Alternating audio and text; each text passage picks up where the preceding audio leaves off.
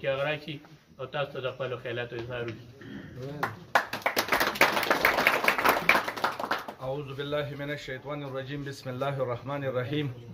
زما د ابازو ویلج کونسل ډیر قدرمن عزتمن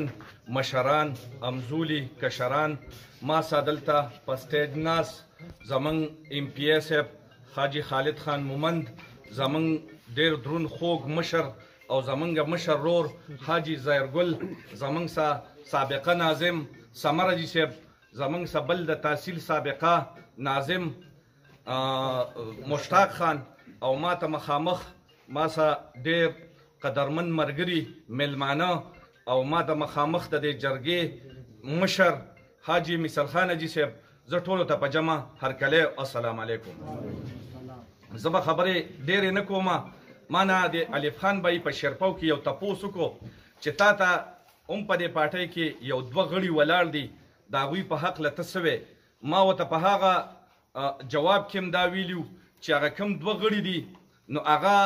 ما ته د خپل وروڼو نه کم نه ښکاري او چې کم تعلق مې مو سره پاتې شوی دی نو په ورورولۍ کې مې ورته پاتې شوی دی او دا یو خو پکې داسې دی چې دا ما ته د خپل رور نم ګرانو چې کومه موقع راغلې او کومه سخته په هغه راغلې ده نو هغه مخامخ ولاړ دی. الحمدلله زه به سهار په شپږ او په اووه بجې داسې ټایم و چې خپل پلار رور له نه یم راپاڅېدلی خو دا قسم درته کولی شم چې زاهدګل له زه راپاڅېدلی یم او چې کومه سخته په ده راغلې ده او هغه ما لیدلې ده نو دا هم زه تاسو ته قسم خوړی شم ما د هغه په سخته جړلي هم دي ما پې دومره خفګان کړی دی خو بس دا شیطاني حرکت راشي یو سړي ته بس څه ودرېږي یو مسله جوړه شي خو هغه زما مخکې مرور و اوس مې مرور دی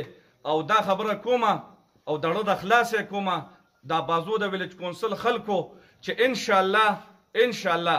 زما نه دا پوره امید دی چې زما رور زما ملګری زاهدګل لم څونه منډه تړله واله که نه نو دا زما تاسو نه پوره یقین او توقع ده چې انشاءالله ما له به د هغې نه زیاته منډه وکړم. زه د ظاهرګل حاجي صاحب او د حاجي مثال خان حاجي صاحب ما څه داسې الفاظ نشته چې زه د هغوی شکریه ادا کړم او زه تاسو ته په هغه الفاظو کې ووایم خو الله تعالی دې دوی قدرمن کړي الله تعالی دې دوی خوشحاله لري